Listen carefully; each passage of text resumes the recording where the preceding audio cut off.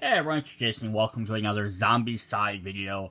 So this is another in the series of videos I'm doing where I'm taking Marvel Zombies and I'm seeing how well it works, kind of compared to what you can do with the other Zombicide games. I have previously done already the Zombicide Second Edition, which is probably more current to the same more types of rules. I also went through and did one with Classic, although I didn't own all the products for Classic. I did as much as I could to get the general gist of it. But both of those take place in the same setting. They're in a city, so they really match the Marvel Zombies aesthetic. So in this one, we're going to take a look at Undead or Alive, which is the Western, which has the more modern rules. Although with all the Zombicide games, the basic rules stay the same, like line of sight, how the spawns typically work, like, players get 3 actions, that stuff. Zombies, they do their movements and then they spawn, they have spawn points. But every single game has a little bit of a twist, and there are some things in the Western one that do twist around a little bit more than the other Marvel games, or the other Zombicide games in general. Also, Marvel played. So, the big question right away is, can you just mix and match them? No, not really. And that's going to be any Marvel Zombie with the other ones, because the Marvel Zombie characters, survivors here, whether it's the hero version you're playing as or the zombie version, don't utilize item cards. They have trait cards. They have cards built in. They have a power gaining structure, lets them roll extra dice. So they're a little bit obviously more powerful than the other characters. And they're not going to utilize an item deck. So, could you mix them? Yes. It's just more work. Because you would have to then have all of the Marvel Zombie deck stuff sitting off the side, all the trait cards, all those characters could get access to their different traits or extra superpowers they can use. And then on the other side, you have to have all the regular zombie side, whether it's, classic core, Western, sci-fi, whatever. You have to have all the item decks off to the side. And then the whole thing with the zombie characters can just gain a trait every turn. It doesn't really matter where they are. Whereas the, I'm pretty sure.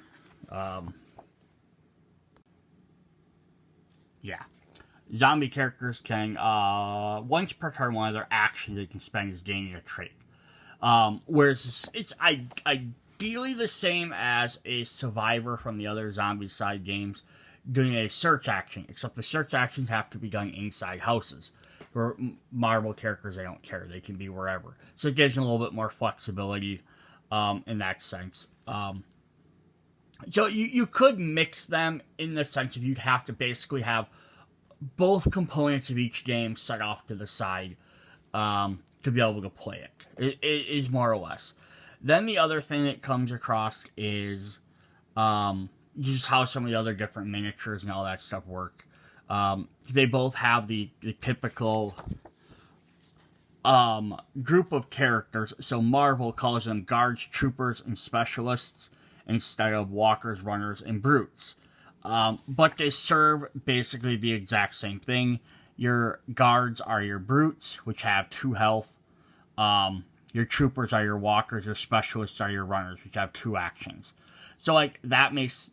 That you can interchange them. And that's one thing we're going to look at in this video is basically utilizing the Western-themed characters and miniatures into the Marvel setting. Or, kind of in that sense. So this isn't going to be as much as how can I combine each one. It's what can I use from the Western game in the Marvel game. The other big difference is instead of an Abomination, the Marvel one has either a superhero or a zombie, depending on if you're playing the traditional Zombicide or if you're playing Resistance, which lets you play as the hero characters versus zombies, which is more of a traditional Zombicide. But yeah, so basically they have a big superhero, which instead of typical Abominations, you usually have, 1 action, 1 movement, 3 health. They're just harder to kill. Some of the Kickstarter or if you buy it from a different box set, they might have special abilities as well. they're usually fairly easy to understand, like quick to understand abilities. Like this gains one extra move, does one extra damage, can attack at a range. They're fairly simplistic abilities. The Marvel characters can have a little bit bigger abilities sometimes, but they also can have varying healths.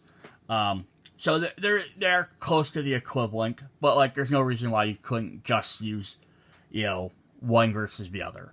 Alright, so that's kind of the gist there. So the first thing we're going to do is we're going to look at the tiles. Then we're going to look at the tokens and the components like that. And then we'll look at some of the miniatures. So again, that's, in case you're still with me, that's the gist of what I'm going to go through here is more or less is how can I take these stuff from the Western zombie side and utilize it towards Marvel Zombie. Although lots of this could be used the exact opposite, And I'll kind of talk about that too. So here's your typical Marvel Zombicide tile.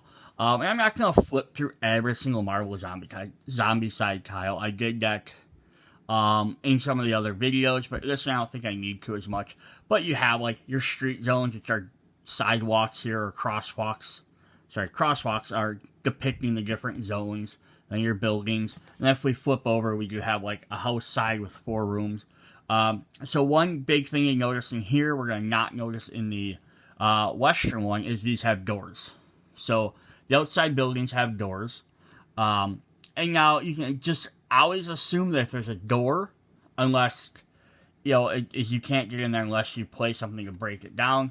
Or you could play the other direction and just assume the doors are always open unless you put down a door token. Because we do get, a little ahead of myself on the token side. But you get little doors you can put in there. You can place on the board saying like, this specifically now has a door on it. And you could just ignore this door. And you can always do that way. So if a character wants to enter a room, they have to do this. And then they have to break the door open so you know that door's open. And that's always one way you could play that. Alright, so that's our zombie side tile. So let me grab a similar kind of themed Western tile. So here's our Western tile. It's going to have the same basic layout because all the zombie side games follow the same basic rules. Is we have little planks here separating our different zones. But you'll notice we have no doors. There are no doors to the outsides of the building. But now here's where we run into some issues. So like if I try and line these up, they're going to line up fairly well on either side. 3 zones, 3 zones. But that's because they're overall based on about a 3x3 grid, 9 tiles. Except, not always. But that's kind of how the outsides are built. But now here if we flip this over so we have more of an identical idea. We have 3 on the outside, 3 there, and we have 4 rooms, which aren't all the same size, which are always fun. But if we try and line these rooms up, so if we put our 2 sidewalks together, or our pathways, now you can see they kind of line up, they don't line up exactly. Obviously there's art style differences. Let me see if I can back this up a little bit more, give you a better view. And this is why these won't 100% mesh. Obviously, aesthetically, they're going to be different. So if you're trying to play them all, you're going to look and you're going to clearly be able to tell which one's which. Although, that being said, fair enough with both the classic and second edition zombie side, the city spaces did look different as well, because they're a different art style. But they were still a city. This is obviously a Western. Now, this could be a thing where if you want to set up like, hey, we're in the Marvel City, now we're going to go over to the western town of this thing. We're going to go visit a special Western. You could make like a special, like separate area or just a one-time map. And that's almost what I would say you'd want to do is have like maybe like instead of having them next to each other, have them like sectioned off and have like a transport or something here, essentially saying, hey, if you go here, you can transport, like travel to this area, you can go to the western part of town, like a special, like Hollywood Western movie set or something, and deal with that. And then you have to travel back or something. It's just 2 separate maps.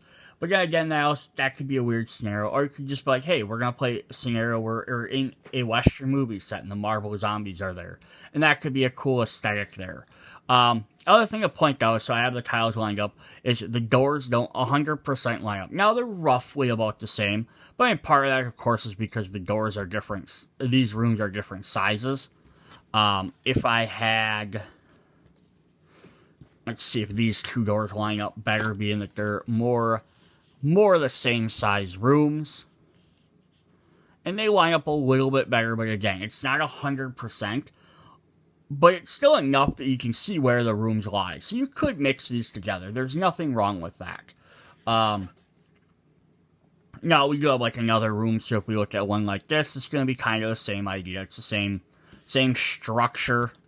If we have a long room like this, it'll be the same idea. Like, there's a door in the middle, they're going to line up fairly well. So you can link them together for gameplay reasons. Aesthetically, gameplay-wise, they will work. They have the different zones. They have doors you can enter. It's just you have one tile that has physical doors printed on the map and one that doesn't. The other differences you're going to get is Marvel versus any of the other Zombicide games. The other Zombicide games have usually a Xbox on there locating where an objective is. So when you play an objective tile on the board, and that's what your character's trying to find. Once they find the objective, you take it off the board. Marvel, on the other hand, uses a triangle piece, or a, exclamation point sign. And then they also have a spot here for bystanders. You put your bystander cards down. The rest of those people, obviously, you can ignore either or any of those symbols, and there might be some scenarios that obviously do avoid that. But that is also one of the other things of the Marvel. You're trying to have a lot more focus on rescuing people, or if you're a zombie, you're trying to eat more people, versus just kill the zombies, or kill the heroes, whichever direction you're talking about. But yeah, so they have their token, but you could put your tokens really anywhere. You could do whatever you want there. So there's some different aesthetics there. So what I do want to look at is a couple more of the Western tiles, so you can kind of see if it's maybe worth picking up. Now, you can either pick up the full Undead or Alive core box set, which will have the 9 tiles, plus some extra couple, some neat ones in here. Or you could pick up a tile pack, which just has all the tiles in it, but it also has the tiles from the expansion as well. So you get a couple more tiles. And that, if you just want to play with just the tiles, that might be a way to do it, versus having all the other stuff. But if you're going to try and play in a Western world, you're probably going to want some of the Western characters. But it's just something you can do. So a couple other things to point out in here is for the Western game, they have corpses in here, which actually serve as a separate summoning area. So they have these summon points like Marvel does, a little spawn points around the board. Look like this, kind of. But when you enter a room with corpses in it, it's just to summon a special white ones. Normally these are kind of just, they pop in here, and then also now zombies can appear from these rooms. This just kind of links the older Zombicides to the newer Zombicides, because the older ones had, they didn't have spawn points. When you entered a room, you drew spawn cards. So basically, this house is closed. I break into it, all of a sudden zombies awaken in there. But you don't know how many or which order. Then they started going to spawn zones instead of having them spawn in a house. They're spawning from outside and coming towards you. And this kind of bridges the gap then. So you can break into some of these areas. I have to get to this objective. I have to come in here. It's going to create a spawn point. Which is kind of neat. And then there's ways to, in that game, to, turn those off and things like that. So another neat thing with the Western one are balconies. So these are special balcony areas up here, which let your characters run up here. They can be in here, and then now they can shoot off of the balcony at one range. But zombies can't walk up here. So if a zombie sees you here, they can see you, they're going to be like, I have to get there. They're going to have to walk all the way around and up this ladder. But also the downside there is it means that if they get in here, that you have to go back down through the ladder to get to them. Unless your character has jumped, then you can hop off the outside. But they have a couple different balcony shapes. They all work the same way. But that's kind of a neat aesthetic, too, that some of the other Zombicide games don't have. Plus, the rooms look a little bit different. We have some different square ones. We have a big open one with a little tiny one. we're just going to kind of jump through some of these really fast. Couple of different rooms. So here we have a big, giant, open one that's a bar, or a saloon, rather, and then, like, a little tiny room there. But as you can see, like, you can exit out this corner, this side, this side, this side, this side. So it's still, like, the 4 on each side, but, like, this one you have to go through that room, which adds a little different stuff to it. So we also have a coal mine for the purpose of Western Zombicide. This is where Abominations usually spawn, so they will get their own special spawn token, which will start in here, start on the inactive side. So when an Abomination gets drawn, it spawns from one of the coal mines, or there's like another tile on one of the other sets it'll spawn from, versus spawning from any spawn point. Well, sorry, I won't say it. They will spawn from whatever spawn point is active at that turn, but then it activates an additional one that basically awakens it. So the Abomination comes and he's like, I'm here, and it activates an additional one. So it's kind of also a neat thing that you can play around with, is having basically when the big boss shows up, he opens up another summoning spot for other guys to come. And usually it's sometimes you get to the problem, it might be after he's already spawned, and then that'll spawn immediately next. So here we have like a horse stable, we have, our little corner there, which is always nice. We have a grocery store. So a lot of these are pretty generic. I don't want to say generic, but they're the standard layout for tiles. Top and bottom, building in the middle. Or we have a house with a bunch of different rooms in it. There's nothing like, again, because it's always a core set, they don't get too crazy with how the designs are. Again, they had the balconies, which are really cool. This one's actually really fun, though, too, because it's like the corner room with, like, the wishing well, or the water fountain, and then, like, the angled Z-shapes. You don't see too many of these. You usually see, like, the 2 roads, or the middle, or the corners. So here's the other big spawn point you can have as a graveyard, which definitely makes sense. There's another house. We have a third balcony in here. They get like this as an H room, or H tile, which I like to call it. Well, I guess if I put it this way, it looks more like an H. We get a second one of those. And then our last tile is another balcony. So there's 4 balconies. So you could make a house with 4 balconies to be kind of neat. But yeah, so this would be kind of interesting if you want to play with Marvel. I think it would be more interesting to take your Marvel characters and move them onto these tiles and be like, oh, like the heroes, or the heroes, if you're playing as the hero characters, they have to go stop the infection that happened at the Western movie set. Or vice versa, you could be like, these are the zombies are attacking a movie set because they know there's a lot of characters or a lot of people there. Like, that'd be kind of a neat thing to do there. And I'll kind of get into more with that when we look at some of the miniatures on an idea there. But that's definitely something we could do. You could definitely do. So the other set of tiles are railroad tracks. And so how these basically work are like this. So you have and this is also a neat mechanic for this game, is you have your 2 tiles somewhere on the table here, and I just threw all of them on the floor. I rotate my camera a bit. So you'll have a tile like this. There'll be a railroad track. Let me grab some more tiles.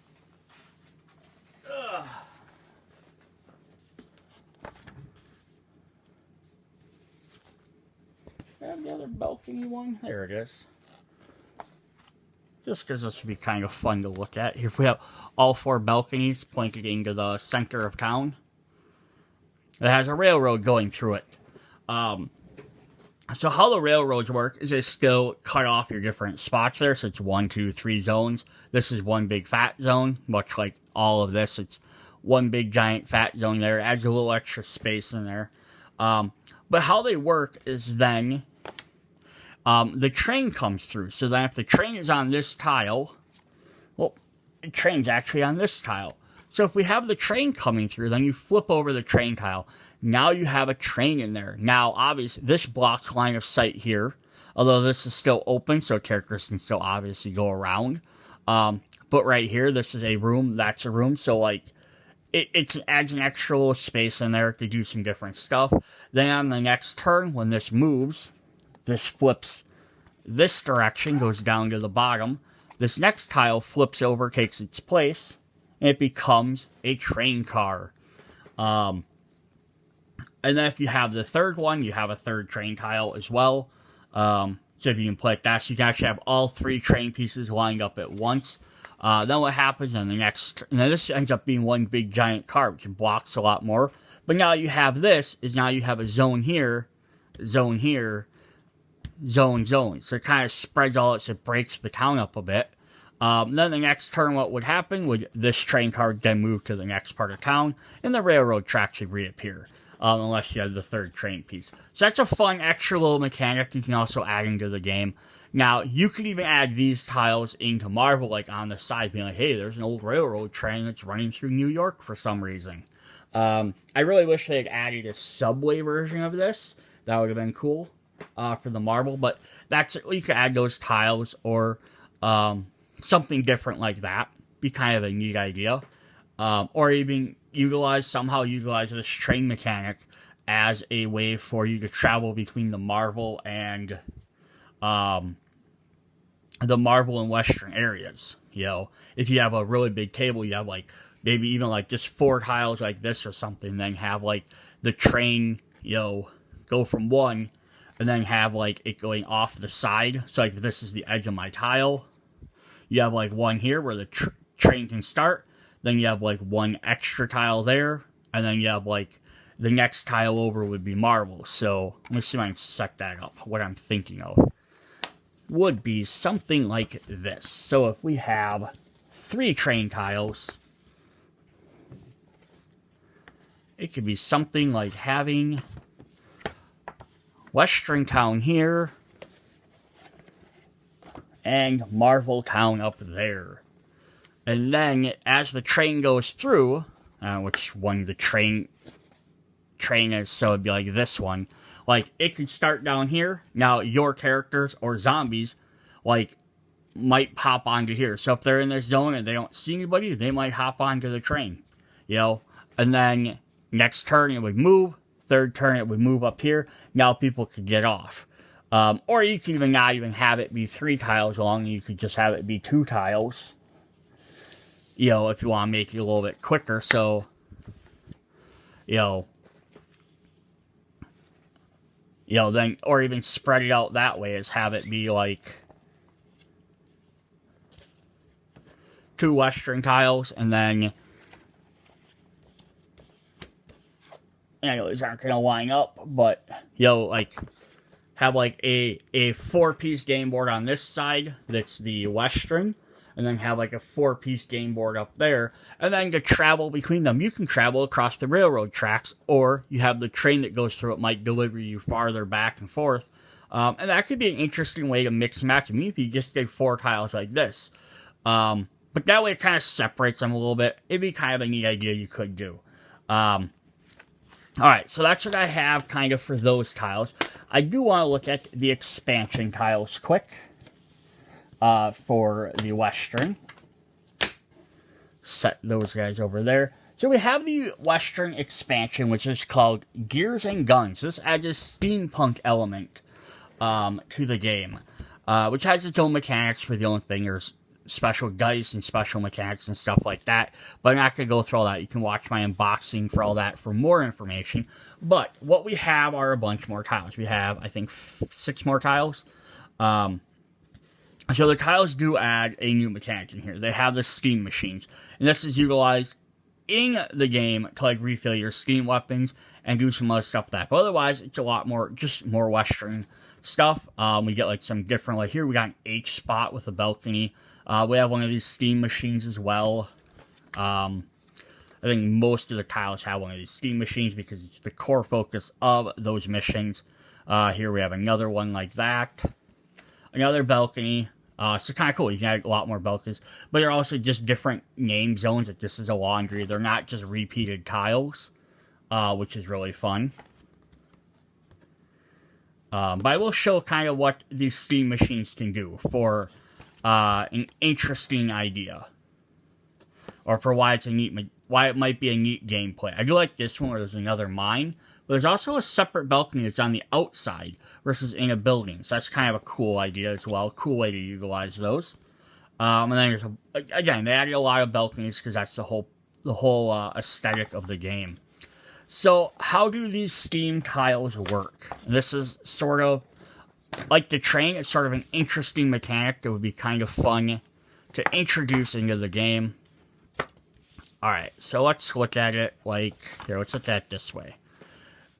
So here we have this big steam machine, and we have a pipe here. Now, there is on the map, there's a way to turn these on and off. So they're typically on, just so you can walk over, refill them. But what happens is there's if you break them, they actually shoot out a stream of blah, blah, blah. There is a way to break them in the game, like one of the Abominations, the steam Abomination, can actually run through and break them. And if he breaks them, then you get a jet of water that comes out. It's a special token here. Which then what that does is it blocks a line of sight. So now characters can't see this. Now they can still walk through. There's a whole other mechanic with steam powered and a timer and all this for playing through the game that after so many turns, the steam pressure's gotten up so much and then it starts hurting people when they walk through, when it doesn't hurt zombies and stuff. That's a whole nother aspect of the game you don't really have to worry about. But even with Marvel, you could even if you didn't want to have to worry about breaking it, you could have this just being on-off mechanic and be like, hey, if it's off, there's nothing there. If it's on, you get a steam thing, and that could help you set up different combos and different things like that. There's also the other side that's just a broken thing that just shows that this is broken, but it no longer works, period. It means you can't turn it on or off. And that's something I wouldn't worry about unless you're playing the Western rules and stuff. But yeah, this could be kind of a neat extra little mechanic that you can do. Yeah, so that's basically the big difference in that one. Alright, so we're going to look at some of the other tokens as long as we're at this part of the video. Alright, so another mechanic or thing that the Western game has is they have a cart here. So you can use this cart, you put it on the board somewhere. It can be used to move people around. It has special rules for that. Very similar to the cars from the classic or second edition Zombicide. Now, Marvel characters don't have cars and have vehicles they can use in there. But this could be utilized if you wanted to with the Marvel ones, much like the Avengers sign was. So the Marvel one has this little Avengers token as a damage side and a regular side, but it has a special rule card. It has it at 2 range. You roll a die. For each enemy in targeted zone, heroes are ignored, so basically the Abomination sizes are ignored. And then you flip the token to damage it. So it could be interesting to have a superhero character throw this cart at somebody to do potentially some damage. And then you could just be like, it's flimsy, so it gets destroyed. But you can also utilize it as like a line of sight blocker. Like, hey, this is right in the middle of town, like in this spot, so people have to go around it. Or you could add something like that to spend an extra point to cross over it, which would mean walkers couldn't crawl over it. They're too dumb to crawl over a cart, so they're gonna go around it. And then just that kind of idea. So different things you could utilize these tokens for. It's always just fun to think of that. Alright, let me grab some of the other tokens here. We did look at doors a little bit earlier, so again, Western doesn't have doors, but Marvel did, and it's something you could always put on these as well. If I would have grabbed a tile that actually had a room with doors in it. Get out of here. Yeah, so if I was playing this, you could opt to put a door in here. Granted, they're modern looking doors, but it could add into a thing of like, hey, these guys built a door or a barricade in here for you to enter this house. someone would have to break it down to see what's in it. You know, it could be an idea you want to utilize if you want to try and combine them all. You know, something you could always do. Marvel has, I'm going to zoom my camera back down here a bit. So Marvel has various spawn points. They have, let's see if I can, sorry about all the glare. I don't know why I always have so much glare on these videos.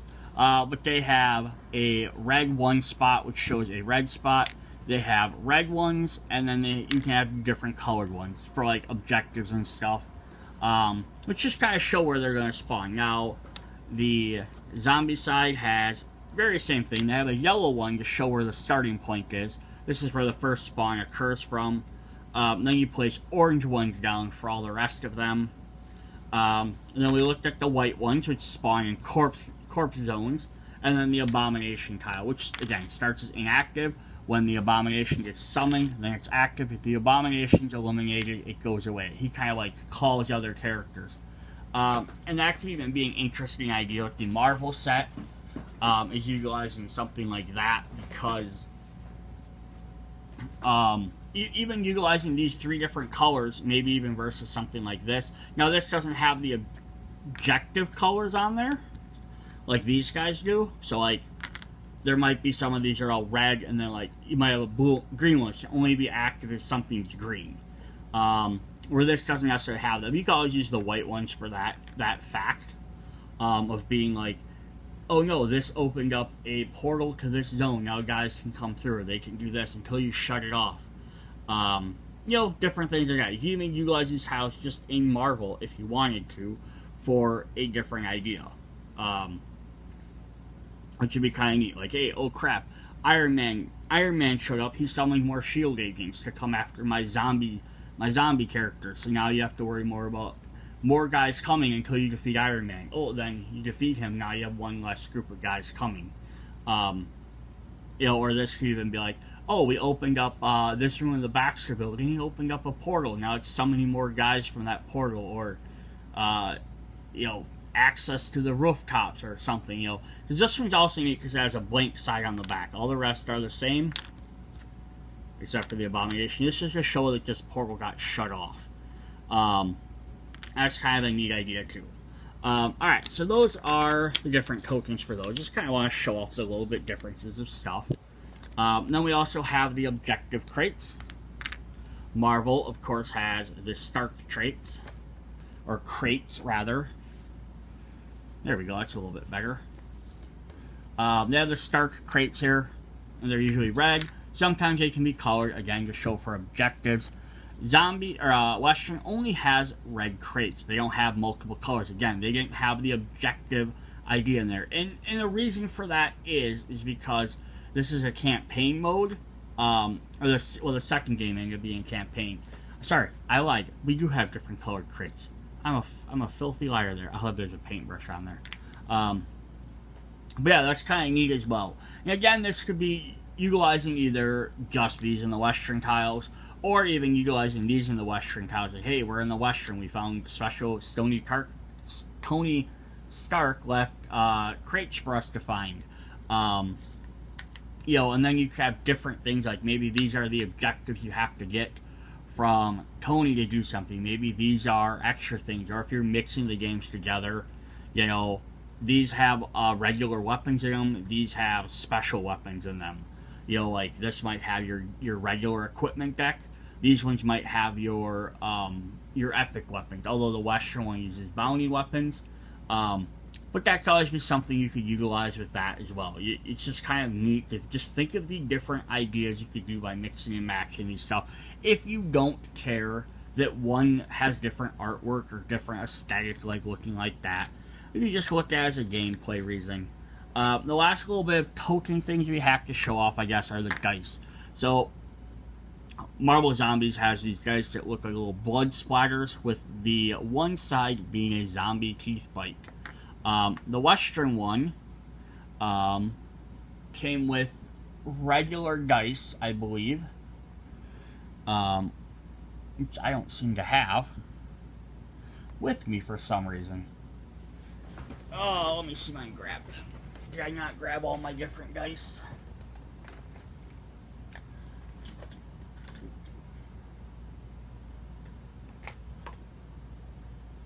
Huh, maybe I got rid of them. I think they just came with regular D6s. But I have upgraded to the wooden ones, which look kind of neat because I have the playing cards and then the dynamite symbol for your 1. Dynamite for 6 and a zombie for the 1, a little western zombie. It's just an aesthetic thing again. These are dice, it's all it is. Then they have the Steam dice, which are little gears. They're kind of cool. And then the one side is a Steam gear running out. So yeah, these ones wouldn't necessarily really fit into the Marvel zone, but these would be kind of cool if you have the Marvel set. You can always utilize these if you're playing the Western game or playing that way, because they look a little bit cooler. Especially if you didn't have the wooden dice. I have the wooden dice that represent my regular 6-sided die. But if you're just using regular dice rather than have the regular 6 with the white pips on it, these ones would look a lot cooler. Again, just something you can always do if you don't have a problem mixing and matching your games together. Alright, so that's all I really have for tokens. Obviously, there's other tokens that the zombie side, the Western game has. We have, like, Western exit token, we have a first player token, and we have a bang token, bang and boom token for noises. But Marvel doesn't use noises at all, so that's really hit or miss there. The Western one does, it uses it, but instead of having regular noise tokens like the classic Zombicides are, where you put little triangle noise tokens, it just basically has a sound. Zombies always travel towards the one sound that's the loudest. And then they also have the Retro Verde tokens for the, what are they called? The Faithful class. Which is a mechanic that the Western game uses. It's basically the faithful, which are holy people, nuns, priests, preachers. They can throw this down and it stops the zombie activation for a turn. So it's a neat skill, but it's something that only works with those specific characters. Although again, that's something you could always use with Marvel if you wanted to just use those tokens. But you only, I think, I have 4 of them, but I think you only get 2. I think I got 2 extra in the expansion set. But yeah, if you only have a couple, you use an item you have to collect or something like that, or a holy zone, like maybe zombies can't enter this zone, so they'll walk around it, or you could do something weird like that if you want to. But that's an entirely thing. I'm like all the stuff I'm talking about. Combining them is just taking aspects of one and utilizing it in the other for campaign or for like a story scenario, using it for the rules, not literally taking a token and using it for something that has a completely unintended purpose, which you can always do that as well. Alright, we're going to go ahead and take a look at the miniatures, so I'm going to pause for just a sec. Alright, so now we're going to look at the miniatures, and this is one of the more exciting things I think about maybe combining all these different games together. Marvel Zombies with the other thing is mixing some of the other miniatures in there in different ways. So, traditional Marvel Zombicide, you play as the zombie characters, such as Zombie Iron Man. I probably won't get very good looks at these, but, like that, we got Zombie Scarlet Witch. Or we have Zombie Captain Marvel over here. So you, excuse me, you play them trying to eat human shield agents. So our different levels, which are basically our Tan Walker here, our Runner, and our Brute. Although again, they have different names for the Marvel ones, but that's what you're trying to do. So to combine that mode with any other Zombicide mode doesn't really work very well unless you're going to play like some weird versus type game, which again means you have to make up your own brand new rules. Because you're playing as zombies versus the other games, you're playing as survivors. Now, there was a slight way you could get around this with the classic Zombicide, because they had the Zombivers, which were zombie versions of heroes. You could essentially play them as that version with the decks and all that stuff. But then they also have, you could play them alongside these guys. But none of the other games have followed that suit, so especially not this one. So we can't do that. Now, so the only way you can really combine if you're playing zombie mode, we'll call it, with the Western one, is you could start replacing these guys with some of the survivors. Now, you can replace all the walkers if you want to. Be like, hey, we're entering Western Town. Shields may be showing up, but they only sent runners, the runner classes, and the brute classes. Let me zoom back out a bit more. And then instead of having just a bunch of generic shield walkers, you could throw in, the various cowboy miniatures that are the survivors.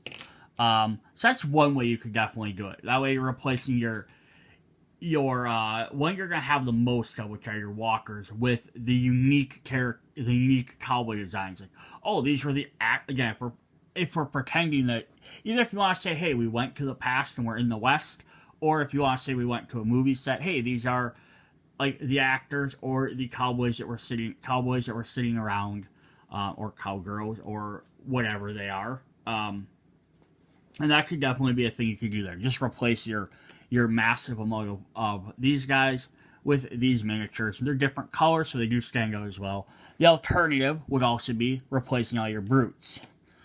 These guys are obviously people that are also armed. They're a little bit bigger, so you're replacing them. So you can be like, hey, they're prepped. Like if you're especially saying we went to the Old West, these are actual cowboys. Guys with guns, bows, arrows, axes, stuff like that. They're prepared for combat, so you can give them the extra health. Now, that doesn't generally make sense because usually the brute class is a bigger character. That's why they're supposed to have more health and have slow movement. But you can even be like, hey, these guys are just accustomed to battle, so they're a little bit stronger. Much like a regular survivor has 3 health versus a walker, which has 1 health. The walkers are, they're supposed to be the civilians or the people that don't know what they're doing.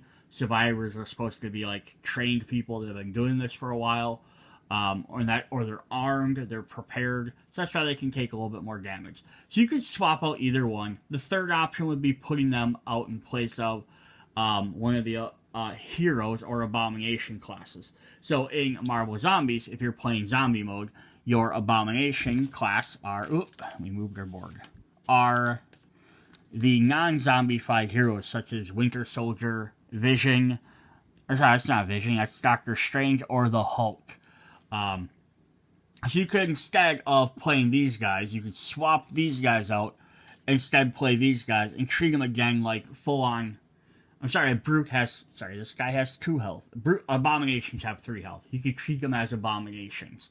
Again, which could give them unique sculptures, so you're still fighting the 3 different shield agents, but instead of superheroes, you're fighting regular people that were armed.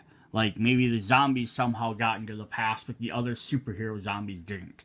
And that could be a difference there. They'd be a little bit more generic than the other zombies, but it's something to do. So, just to show off, so a card, actually, no, I'll get into that when I get to the abominations. So, because actual abominations are kind of interesting as well. Alright, so that's one option there. Or, again, if you're playing hero mode, though, let's swap these guys out. Let's say we're playing as the heroes and we're fighting zombies, so we don't have these guys anymore. Now, currently I don't have any Marvel zombified characters. Because they didn't come in the base game. They come in the X-Men Resistance box, which end up being Multiple Man as your walker, Hellfire Club members as your runner, and Reavers as your brutes. They're big guys in tank treads. So they're kind of like superhero-themed characters. If you bought the Hero Resistance version, which is the retail one right now, so you can play a hero mode currently, they're standees, which work fine, but then they kind of stick out a little bit. So there's always a thing there, again, but, like, this is a neat thing I've always thought of is, one thing I thought about when crossing these games over, even if I, again, don't use the map tiles and stuff like that, using the classic zombie sides or modern versions, you're swapping in, instead of Multiple Man or big guy tank tread, you're swapping in human characters. the walkers and stuff like that. You could do the same thing here. We could swap in our Western walkers, our Western runner, or our Western brutes. So then the zombie heroes could be in the West, or the hero characters in the West can be fighting zombies. Hey, they went to the past to fight zombies, or they made it to the set, and all these Western characters turn into zombies. And that could definitely be a very interesting thing, because then you're fighting, like this prospector guy and this barmaid woman, or a runner, which is just like a cowboy-looking dude, or these big ugly brutes. Which is some guy in like a prison outfit, because he has a ball and chain there. So the guy's maybe in the jail, and this is like probably like some sort of minor. But yeah, you could be fighting them guys instead. Now, as you can tell, if you put these miniatures next to each other, obviously the Marvel characters are a little bit bigger, just physically bigger, but they also have the cool bases on some of the non-retail set. So they're a little bit bigger bases on some of them. But if we compare Iron Man in here, they're a little bit bigger models. These guys are a little bit closer because of the second edition. To like human size. So they're not bad. But you can check how big a Hulk is compared to an Abomination, because Abomination is just a big fat human, essentially, or gigantic, enormous human. And the Hulk is obviously bigger than that. So it's good for scale, size comparison. But that's definitely something you could do as well. If you're going to play on the Western tiles, you could then fight the Western zombies. And you can still use the Marvel draw deck if you want. Just when you draw a Jamie Madrox multiple man, walker card, or whatever he's called for that game, you just draw a walker from this set. Or you could swap over and just use this deck if you wanted to. Whichever way. If you don't want to pull out all them cards, just use the Marvel ones. You pull out the whatever the equivalent of a brute is. You just pull out one of these guys instead. So definitely an interesting idea you could do there. Then that also leads into the fact if you're playing as heroes, you could then, if you wanted to play a kind of double game, have all the extra cards out, you could bring out your other characters here, which I gave a selection. So we have like a Native American character here with a bow. Some of these are core set, some are Kickstarter. We got a guy with a double-barreled shotgun, 2 pistols, guy with some axes, a bar saloon lady with a gun, and then of course we got like a faithful here, who's holding one of the big crosses. So you can always play them guys in conjunction with that. You just have to then have the search deck, because they need to be able to find better items. You could attempt to just give them a better item, kind of like the Marvel characters, but I don't know if that would work. Only because like Marvel characters have one main attack, but because they have the ability to power that up with their active powers or gain traits that are very reusable, versus the survivor characters have the Zombicide survivors having weapons. They almost need to be able to upgrade and have different options so they can have melee, range. That's what makes them unique. Their skills, although some of them are really neat, most of them are +1 to range, +1 die roll, or move 2 spaces. They're nothing extravagant, so they kind of need the weapons to be able to give them that extra advantage. But yeah, if you want to pull basically 2 sets, you could have, a team of 6 characters, and you could play Hulk, Doctor Strange, and Winter Soldier with these 3 guys. Maybe one player playing the heroes, one player playing the survivors, or 2 and 2. Like each person gets one of each. That'd be kind of neat as well. Again, it would take up a lot of room. I mean, not a whole lot more room. You're just adding a few more little decks of cards. Because if you're playing six characters, you have 6 boards out anyhow. But yeah, that could definitely be a neat idea to do there as well. If you're playing the hero mode, which again, if you buy the current Marvel Zombie one that's just called Marvel Zombies, that's only playing as the villains. It does have cards that let you play the heroes in that game as heroes, and vice versa, but it doesn't have all the components like the deck drawing and all that, to be able to use all the different zombies. But there's say if you already owned Western Zombie, you could just take these heroes then. They're already in that base game. You could just bring them over here and play them. You don't need any of the other stuff because you could just use the Western set, ideally. So there's that. There's some differences you can do there. It could be kind of fun. Another thing we want to point out before we get to some extra cool miniatures is we have a Gatling gun for the Western set. So the Gatling gun has a neat ability. So this is kind of like the Avengers sign. It's a machine with escalation range. It shoots 1 to 3. Roll 3 dice for accuracy. Does 2 damage. Escalation means that if you keep using it over and over, every time you roll another dice. So the first time you roll 3 dice, then 4 dice, then 5 dice, so on. And it has a special action. You can move it for 3 actions. Regular move rules apply to non-enter building zones. Fire is 1 action. Use regular range skills. Your user skills and equipment do not apply. So this is kind of a neat idea too, is you could drop this in. And again, you could use this in either one if you wanted to. You could take this card, bring it over just into playing Marvel. Now the Marvel characters, whether it's a zombie character or a hero character, they could, activate the Gatling gun. So it's kind of a neat little idea, or something you could cross over.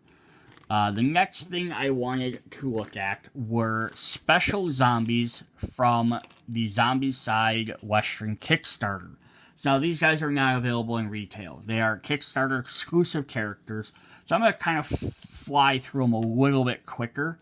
But we have all these different special miniatures. Some of them, there's one sculpt. Let's get these guys out of the way. Some of these, there's one sculpt. Some, there's multiple sculpts. But this might be something, worth picking up as well if you really want to get way into this. And I like this because our generic walkers are just, man and woman. There's another different sculpt, but they're not too much different. These guys added some interesting different versions of characters, but the additional thing that's kind of neat is they have special rules as well. They're called daily walkers. They work like walkers for any reason. If you want, you can just play them as regular walkers. That's what I've done in games. I just mix them in so I have a different looking character once in a while. But they have special rules, which are kind of a fun idea. So they work, to that extent, I want to say they work kind of similar to the bystanders in the Marvel game. So the Marvel has these bystanders, which, if you're a zombie character, you basically eat them, and you get a special ability you can use once. If you're a hero, you rescue them, and they have a special ability you can use once. Or you can use, I think, like maybe once per turn. I don't remember. So like here, for example, we have J. Jonah Jameson. So this is if a hero rescues them. So if you're playing hero mode, enemies spawn within range 2.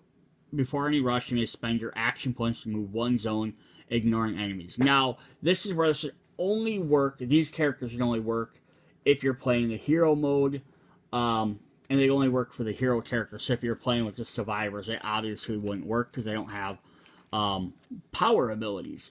But yeah, this is something you could, it's just interesting you could add into your characters. Like you get extra, you may spend 1 power if you reroll any misses. Now you could always change this up and call it, make it a little bit harder and call it spend an action point ahead of time. But yeah, that's what those do. The zombie versions have similar effects, but they work towards the zombie characters. So again, they are going to work for the zombies because it says once per turn you may increase your hunger to draw a zombie trait. So again, the bystanders for the Marvel Zombie game are only going to really work for the Marvel Zombie thing. But yeah, that's something you could always do as well. Add them in there. Because they have different effects. Some of them move around. They do different things as well. But what's neat about these guys, so I'm going to try and fly through these sort of quick. It's like we have a soldier here. I'm going to scoot all these back. Tilt this down, and then maybe these guys are showing. So I have a soldier here who has, so one activated soldier can attack survivors within 0 to 2 range. When attacking in his own zone, he deals 2 wounds. So he basically is a little bit deadlier.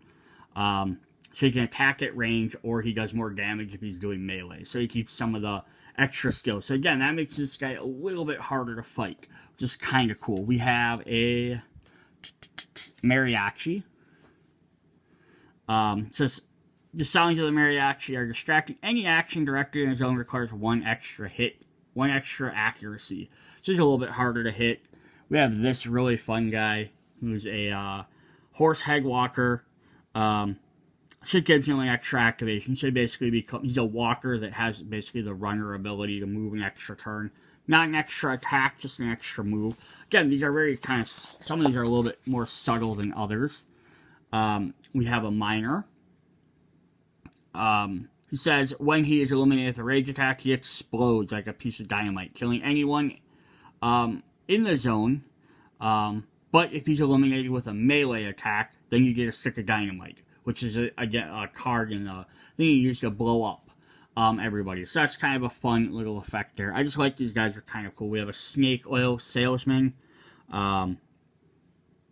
Well, during activation, he discards one equipment from a survivor's backpack instead of attacking. So rather than attacking you, he steals your items, which is very, very interesting. So again, that wouldn't work maybe as well with the Marvel characters. We have the lumberjack. So he ignores any walls in his path. So he'll just walk through walls. Doesn't care if there's a door there or not. Makes him a lot harder to get through. But that's kind of crazy for just a walker character. We have the gunslinger, another cowboy. His attacks have a range of 0 to 2, so he actually does ranged attacks. We have the teacher. The teacher makes it so you can't use any skills against her in a line of sight.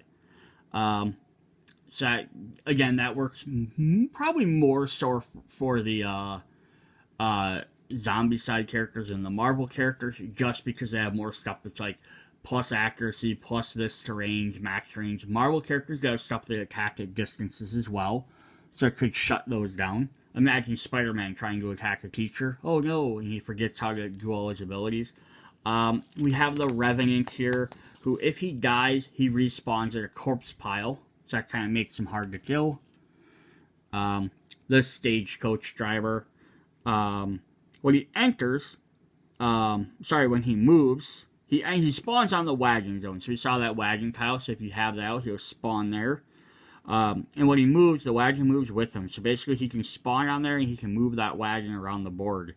If he runs over a survivor, it does 1 damage to them. So if he runs someone over. And then finally we have the station manager who spawns on the train if it's there. On the train, he has 3 actions per activation. So while he's on the train, he gets to do a lot more stuff. So yeah, those are some different extra miniatures. Again, they're part of the Kickstarter exclusive, so they're not retail, so you're not going to be able to find them super easy or anything. But if you did find them, or if you picked them up like you were really looking at this, that's kind of a neat idea to get some different models to fight against.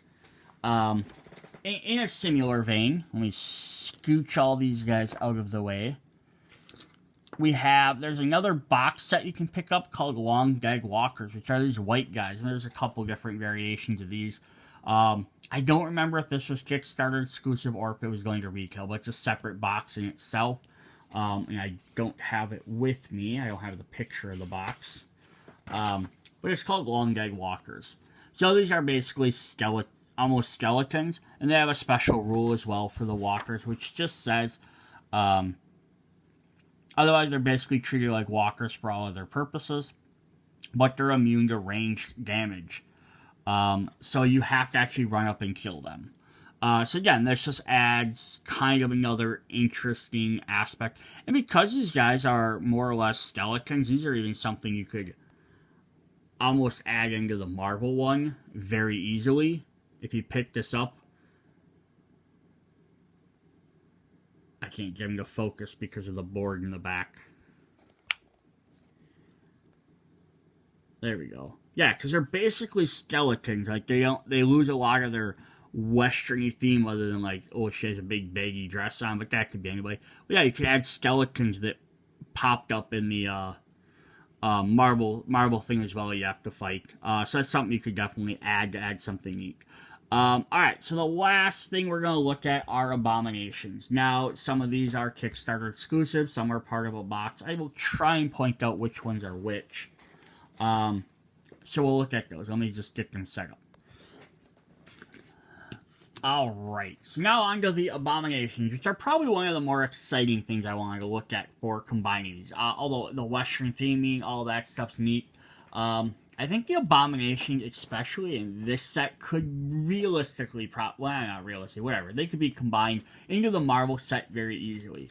It would basically be just, you draw your regular Marvel cards. When you get a card that would, whether you're playing, again, this is typically assuming you're playing heroes, but you can play these as against the zombies as well, assuming, like, the zombie superheroes are like, oh, like Iron Man and Scarlet Witch are like, oh no, we have to fight this other giant zombie that came up, because maybe it's in our territory to try and stop our stuff, like, right? Like, in that case, like, it's gonna go after, just after your characters, because they're the bigger threat. They're not worried about the little tiny shield troopers or anything. You could even, if you wanted to add a game effect, you could maybe be like, you know, maybe they will, eat shield troopers or whatever if they're in their space. If they end in their space, they'll do damage to them. And then maybe they'll kill them. Because they do 3 damage, so they'll kill anything in their space. But maybe they can only kill up to 3 points worth. So 3 walkers, like a runner and a walker, or, 3 runners, or, you know, maybe something like that. But again, that's playing with adding additional rules. You could just have them pop up and essentially treat them like the superheroes for the fact that they're going to try and get that. Again, they're going to have less health. So, kind of. So, here's the thing. Now, if we're playing as the zombies and we're fighting the heroes, when you summon a hero, they're going to have different health. So, lots of them are, at least all the ones I currently have, are 3, 4s, and 5s. So, the 3s are the same as a regular Abomination. 4s and 5s are a little bit harder. So, the superheroes, characters, the super zombies and superheroes, they have ability to activate extra power, to roll extra dice, which lets them potentially do 4, 5, 6 damage in one shot. Versus the regular zombie-side survivors don't have that, typically. So that's going to make them, if you're playing like with them, it's going to make them harder to kill superheroes, which in theory makes sense, right? Like, it's already hard enough for them to defeat some big giant monster, you know, who has 3 health. Now it's going to be even harder for them to take out Thor. Like, you have a cowboy, you know, trying to run up and shoot Thor. It's going to be a lot harder. But these guys each have their own special abilities, which does make them different than, like, base game Abominations. So, like, Doctor Strange acts as a spawn point during enemy phases. Scarlet Witch, zombie heroes must reroll, so whoever, your survivor or whoever, has to reroll hits. Spider-Man always spawns closest to a zombie hero. Thor, his attacks deal 2 wounds, so he does more damage each turn. So that makes him a lot harder to do damage. And then the zombie versions are the same. We have a lot more of them because you had some from the base game plus the resistance game.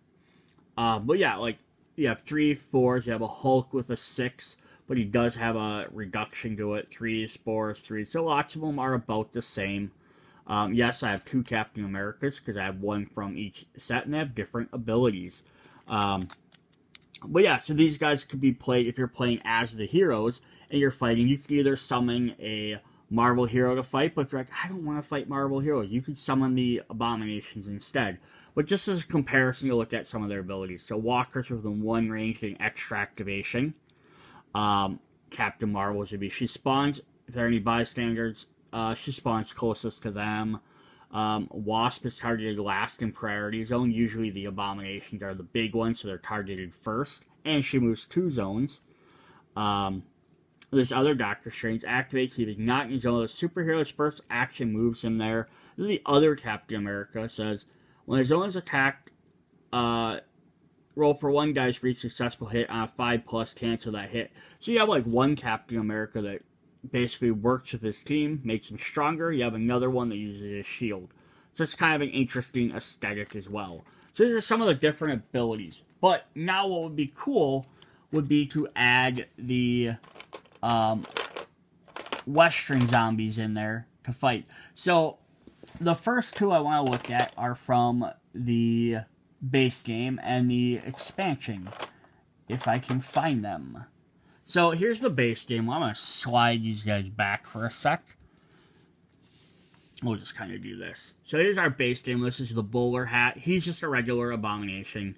3 points, doesn't do anything special. 3 health, I mean. But doesn't have any special effects.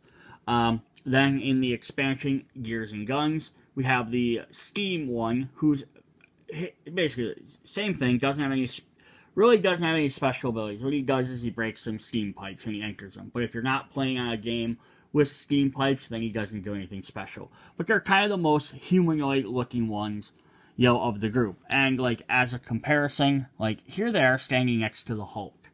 And the Hulk is pretty big. Here's them standing next to a zombie Iron Man. So they are an intimidating force. So it might be even, again, you're playing as either character. You'd be like, oh crap, those are huge monsters we now have to stop. But they don't have superpowers, which is kind of a neat idea. Alright, then let's look at some other crazier ones. So these ones I'm going to look at first are from a box set you can pick up. Let's see if I can grab it. Again, I don't have the box, but it's called Dead Stock Abomination. So these are animals that came out. So let me see if I can grab all 4 of them. Alright, so one thing I do like about these guys is, much like the Marvel Zombies, is they do have a special card with them, so you don't have to keep grabbing the books. Now, they didn't do this for a lot of the older Zombicide games, even 2nd edition, I don't think did this. They might. I think they started to do it later on. But that really makes it helpful, because I don't have to keep grabbing this rule book, little pamphlet all the time and seeing what they do. Plus, the idea is you can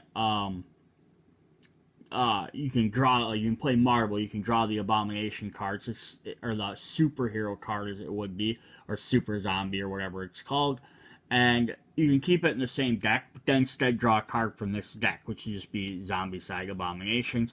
So we can get this first one, which is a giant bear, which is the Abomina bear. But yeah, this is a crazy ass huge bear. Which, again, I said, look at the size of these guys, and this is what would make these guys intimidating to fight against. Because normally, you're only fighting against superheroes, which are, again, Hulk is definitely bigger than Iron Man.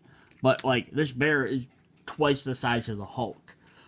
Which, is that realistic? Yeah, probably not, but there's a giant bear you have to fight. That's almost more intimidating than the Hulk. And then they go up special abilities. The Abominable Bear immediately performs an extra activation each time it survives a melee action target or a ranged action target as a zone. So basically, if you don't kill it in one hit, it gets to go again. Which then makes them very hard to fight. The other ones in this pack, so kind of just set these guys here as a comparison. You got a little bit smaller guy. This is the Blood Bull. So these are bulls and bisons. This board always makes it hard to see these guys. Yeah, so I'm not going to worry about getting zoomed in for super detail. It's too much extra work. So yeah, here's this big guy here again. He's a little bit bigger than the Hulk, but not too much. His special ability is, if has a line of sight on a destination zone, moves 3 zones per activation. So it has a charge attack, essentially. Up next, we have the Bison, which is got big giant spikes everywhere. Yeah, they're like how would I want to say that? Blah blah blah. They can stand on 2 legs like humans, which again, not realistic in the sense they're animals, but in a superhero universe, you could be like, oh, this is a supervillain Bison that got loose, right? So again, comparing that, this is some Bison villain that got loose, or someone experimented on them. It says there's one routine survivor standing in a zone he moves into, spawning does not count as a move. So yeah, you want to take out this guy before he gets there. And then the last one in this 4-pack, which again you can buy separately, is the Texas Deadhorn. So again, a really huge big old guy. I'm not really sure the whole I think the whole point of them having their arms kind of behind them is supposed to show that they're in movement, kind of like the Hulk is, like he's in a charging action versus like just posing. It says melee actions perform against the dead zone, and range attacks in the zone cost 1 additional action. So it costs a lot more to take them down. But again, those would be 4 challenging characters that you could swap in instead of like the hero characters. If you didn't want to have to fight heroes, like you want to play, or sorry, you didn't want, yeah, if you want to play as the hero characters, but you didn't want to fight zombified versions of them, yes, you could be like, hey, we just gotta fight these other generic animals or monstrosities. So those are all that. The next set I want to look at are also ones that came in a special box set. I don't remember if these are Kickstarter exclusive or not, but this is the Crocosaur and the Abominape. And you're a little bit bigger, again, than some of these other characters. But again, that makes them that much more crazy to fight against, right?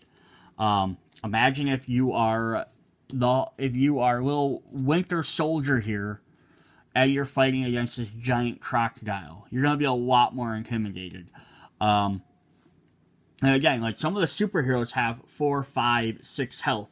You can even choose to give these guys more than 3. They don't have health listed on them, typically, but like they're usually Abominations, so they usually have. So like here's the stats for the Crocosaur. It says 1 action, deals 2 wounds, does 3 damage. But this does have a special. It says damage or 3 weapons required to eliminate them. So yeah, that's the thing, is you can also up them and be like, these big giant guys have 6 health. Like maybe this guy has 3, but you could be like something like this. You can be like, these guys all have 4 health even. It makes it that much harder to take out. Like they're not too crazy. 3's hard, but you can make them have 4 just to make them a little bit more intimidating. If you wanted to, that's something just be easy enough just to remember. Hey, these guys have 4 health instead. I wouldn't make all of them different, just because then it's going to be hard to remember. Because again, they're not listed on here unless you like put this card down and then put a die on there. Like, oh, a die of 5 side. This guy has 5 health. But yeah, the Abominape's abilities are can attack at range up to 1. And the first attack it makes snatches the target survivor instead. Survivor is removed from the board until he is eliminated.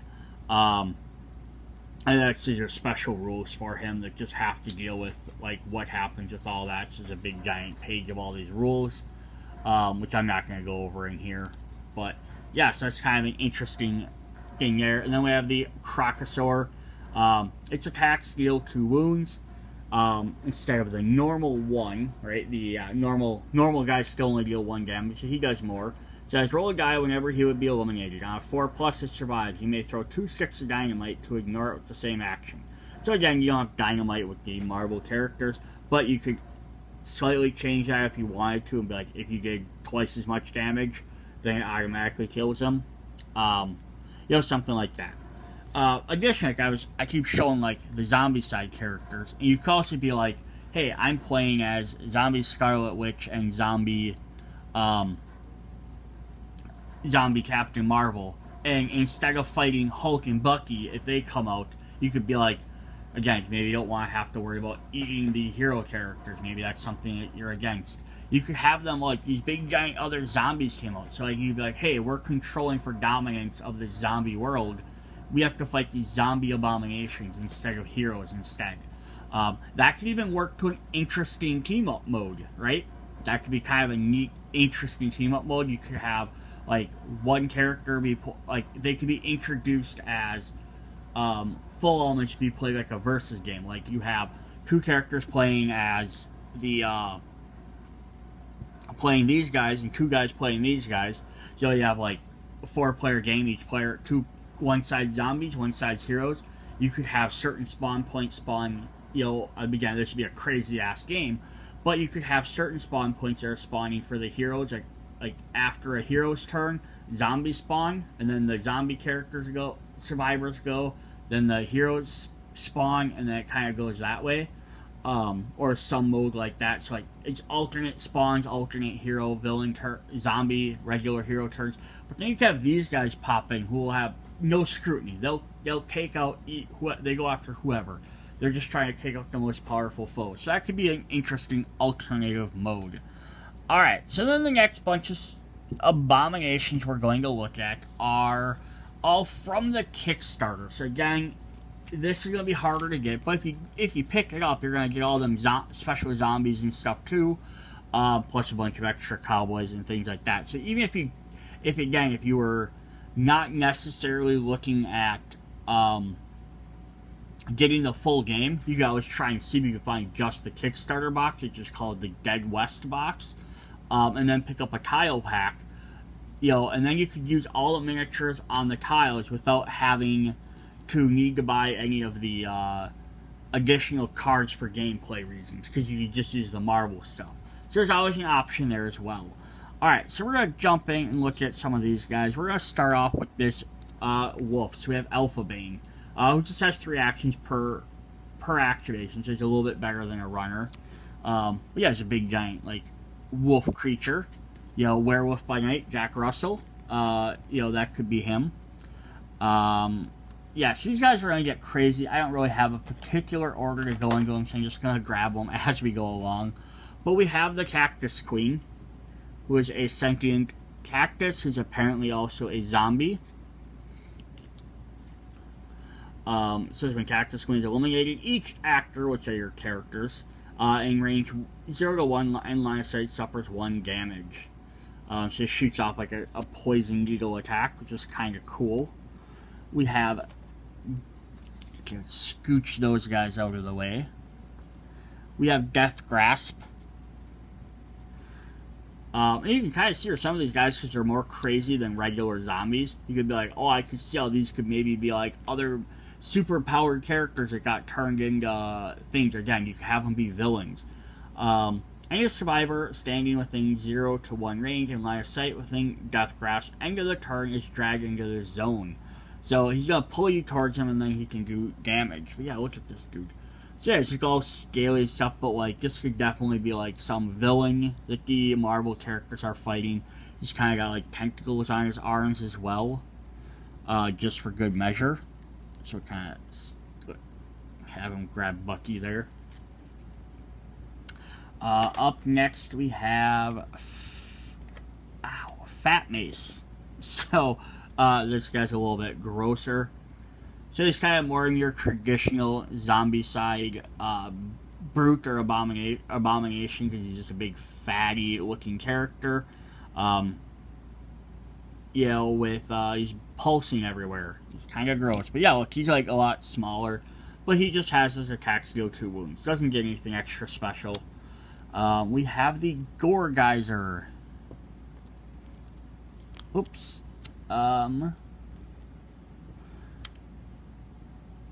Oh wait, this was not Fatty Mace. That was Puss Bag, which makes a lot more sense. He creates a boom upon elimination. All actors in the zone are eliminated as well. The survivor who eliminated Puss Bag earns all rated. So he explodes and kills everyone in the zone when you defeat him.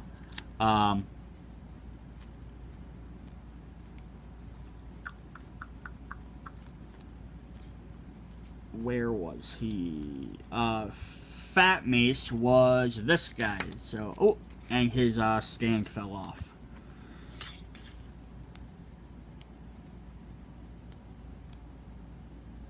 And that was this guy. So yeah, you can see why he's called Fat Mace. He has a big, kind of the same idea. He's very pulsy like this guy, but this guy explodes. This guy has a giant hand that he's going to hit you with. But yeah, he does extra damage. Alright, so those are those guys. Let's scooch them guys off of the board.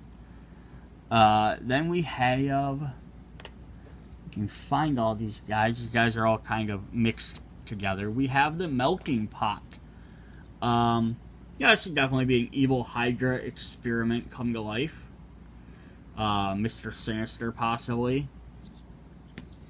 So the melting pot says, each time melting pot activates before it moves, place 2 walkers in its zone. If there are not enough walkers, ignore this rule. So it becomes a summoning spot, which is pretty crazy.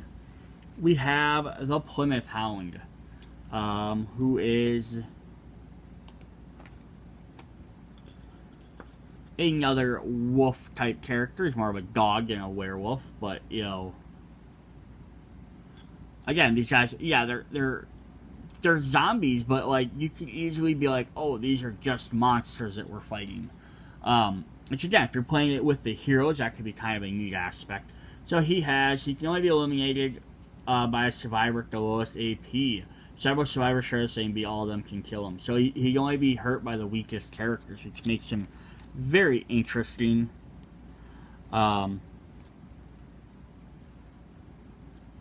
We then have Rotting Claw, who's this dude right here. Big mouth open. Again, this is more of a traditional, almost traditional looking abomination for most of the games, where they get all spiky and they're just like overly gross humans versus monsters. And he has activate someone's line of sight within 0 to 1 range. It attacks and deals all wounds to survivors in that zone. So he's gonna hit an area, but he's gonna hit everybody in that area. So that makes him a little bit hard to fight. We have Swamp Tongue. This is a weird frog character with way too many teeth and a prehensile tongue. This looks like something that would like come from like Limbo or something like that. Plus he has like a skull on his face. This guy has, look at that picture. Survivor stand 1-0 range. Sight must spend an additional action to leave. Again, these aren't like overbearing attacks. You can see how they kind of equal like the Marvel ones, but they're not. Yeah, they're not breaking the game. Up next we have the Little Trickster. He's a little tiny werewolf, maybe a coyote probably. So here's his little sculpt. Again, definitely more like human-sized. Whoops, and we caught Captain Marvel there. As long as he's on the board, survivors cannot reroll any dice. Roll extra dice for skills or gain bounty weapons. So some might not work as well. We could just change bounty weapons for traits if you're playing it. They can't do anything special. They can't use extra skills. That's kind of crazy. Then we have, more interesting, we have the Great Trickster, who I'm going to show in just a sec. We're going to up these abilities. Deals 3 wounds, which will kill almost anybody in 1 hit. Eliminate all 3 avatars in this order. He has the Raven, which swaps survivors. Coyote, no AP from zombies, and the Rabbit, which counts as a spawn zone. So he has 3 different heads, and you have to fight him in different orders. And he does different stuff. I don't remember what that swap survivors thing does off the top of my head. I'm just going to try and look that up really quick here. I got the book. One is eliminated. The Raven is eliminated with 2 or more hits. The Raven spawns. Each survivor takes its place to the next survivor playing rate. So it just moves everybody around. Then the second one, the Coyote, takes 3 damage. And other zombies don't provide AP, so basically if you don't get rid of him, you're not gaining leveling up. And then the third one can only be eliminated with dynamite, or everything. So that one might be a little bit different to take out. Yeah, you might have to change the rules. But this guy's very interesting. So, this is his body, and then he gets swappable heads. So he has a head you swap on here, that's the Rabbit. Swap off a head there, so the Raven. So I'm not going to get him on all the way really quick. And then you have one that's the Coyote. So that's actually a pretty crazy one. Well, he looks like a very humanoid looking body. But yeah, you like, look at that compared to the rest of them. That guy's definitely someone like, yeah, this guy's going to be a pain to defeat. Like, comparing him to even some of these other ones, he's little bit taller than that bear, almost as tall as that ape. But yeah, he could definitely be a pain to fight. Up next, we have the Gorgeyser. Oh, here's the giant Gorgeyser. Look at this monstrosity. Big giant fingers, ugly face, pulsing gut. I mean, he's big as well. Let's scoot some of these other dudes out of the way, just to see how big he is in comparison. He says, whenever he activates within the line of sight of one or more survivors, it performs an attack aimed at that zone. Each survivor has dealt one wound. So he attacks a full zone rather than one small area. The last Kickstarter one we have is another huge guy here. This is the Wendigo. Not to be confused with Marvel's Wendigo, unless maybe he became some sort of zombie monster. As long as Wendigo is on the board, survivors roll one less die for their combat actions, which could make killing him a lot harder. But yeah, look at how giant he is compared to everybody. Even the Trickster, he's a little bit taller than him. He's a big, giant, skeletally, goopy monster. But yeah, you could, some horror that villain created in a lab did that. That could definitely be pretty crazy. Alright, so the last Abomination we have is from a extra set called Running Wild. This is a special set that just had one extra Abomination. And this is the Nightmare Horse. You have a terrifying skeleton horse. All zombies dealing one wound, deal 2 wounds instead. So it just makes all the characters a little bit more deadly while he's on the board. Which is pretty crazy, right? So that is all I had for the Abomination. So again, like I keep saying, it'd be really, utilizing all this stuff could be very different. So last thing I do want to just show, as long as I have Running Wild out here, I didn't really show these off, but this also had some of the survivors that are on horses. Now, since there's only 6 of them, which is why I didn't really show them off with the other characters. Now you could definitely use them as well. They have their survivor cards have special abilities if you have them on the horses or not. They do come with non-horsed versions as well, in case you want to play them that way. But like, for the zombies, for Undead or Alive, they're a really cool addition to the game. For Marvel, I don't know if they're really gonna fit in that well. I mean, I guess again, if you're saying some people are playing Marvel characters, some people are playing that, you could specifically pick those guys that are on horses, but they're skill wise and everything, they're no different than the rest of the characters. They just have some abilities where they're on horses. The only other thing that would be is they come with these horse tokens, which are supposed to be used in the game for like when a character gets off of a horse, like getting a building, you put your horse token on the board. And then something could eliminate it or whatever, which might prevent you from using your horse abilities anymore. Your rider abilities, as they call them. You could always use them also as things for Marvel, like, hey, Hulk here is going to throw a horse at someone. Like, I'm not saying you should do that. I'm just saying it's an option. Alright, so for the overall thing of this, just the, I guess, like, PDRL type of thing would be, can you combine the games directly? Not really. Like, because the maps are different, the characters, the Zombicide characters don't mesh with it. Now, you could make a combo game between them,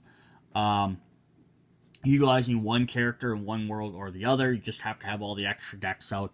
I do think the Abominations are a neat way to add these particular ones, because for the most part, they're not strictly Western themed. So they could fit into the Marvel universe as just monsters. You could, again, replace them as either as the superheroes or as the zombie heroes for the Abomination rank. Or you could, again, let's say if you're playing some sort of combination mode, you could have them be things that just come out and fight everybody. or whatever. So that could be definitely interesting there to add those characters. Now, I don't know if it's worth trying to go and buy a full giant Kickstarter box, which are very expensive, to get all them different Abominations, just to have something to replace them heroes. There might be cheaper options than that for other stuff to do. But that's definitely something you could do. Yeah, and then, again, using the zombie characters, if you're going to play in the western area, the tiles, you'd be like, hey, we either went to the west, like we time traveled to the past, we're going to play on western tiles, or we're going to play, or we're going to the theater set, movie theater set, and that could even be something that could be mixed with some of the other games. Like, you could have, like, oh, here's the New York City over here, and then on the other side, you could mix and match some of the different tiles, and be like, oh, this set of 2 tiles up here is the western lot. This set's the space lot. This set here's the fantasy lot. You can mix the other 3 games, and then have people be able to travel between all of them. Yeah, they're not going to aesthetically line up. The pictures are going to be different. The tiles might not line up 100%. But like the overall gameplay is all the same. So you could mix them that way. I just think, like, even just looking at this, the aesthetic of, like, next to each other is kind of wonky. But again, if you put maybe that railroad track, in there. So, like, yeah, the western doesn't mesh as well as, like, the modern versions do. But there are elements you could do. You just have to create custom scenarios. And there's a lot of stuff you could do without having to make brand new rules. It's just more when you try and mix the gameplay elements is where you're going to have to mix rules. Because I don't think any of the Marvel characters have, like, the jump ability. So the balconies wouldn't work the same unless you put in a thing of being like, they can all jump for free because they're superheroes. They're used to jumping off of tall buildings. Like, give them an innate jump. Or even if hey, you have to spend 1 extra action point to jump or something. Or, or you can't use another... Obviously, when you jump in the Zombicide game, you can't use the movement ability. The steam-powered things. None of the Marvel characters use steam weapons. So the steam function loses its thing because you're not using them steam weapons. But you can still use the steam pipe thing as an idea. But again, it's whether it would be worth your character I don't want to say wasting, but spending an action that to activate that to turn it on just to block line of sight, because zombies can still go since there's no noise in the Marvels, they wouldn't use noise aspect to go around. So if they can't see you, then it's a complete blocking wall. And that's something different. Like, I know, like, one Zombicide game we played that just starts off like that, and that could be something you could do. It's just have it starting that way so zombies can't see you. So they literally have to walk around that thing. You could use it more of like a full blocking idea. Or you can even use the sound mechanic in the Marvel. Add that in there. Every time a character uses an attack, that's some sort of attack, add that sound token, and then now zombies know where to go. So there's definitely some interesting stuff you could do. Alright, so that's what I have for this. Hope you guys enjoyed it. Check out the other videos. I will try and do the other genres later. If you have questions or comments, let me know. I will try and answer them as best as I can. See you guys later. Bye.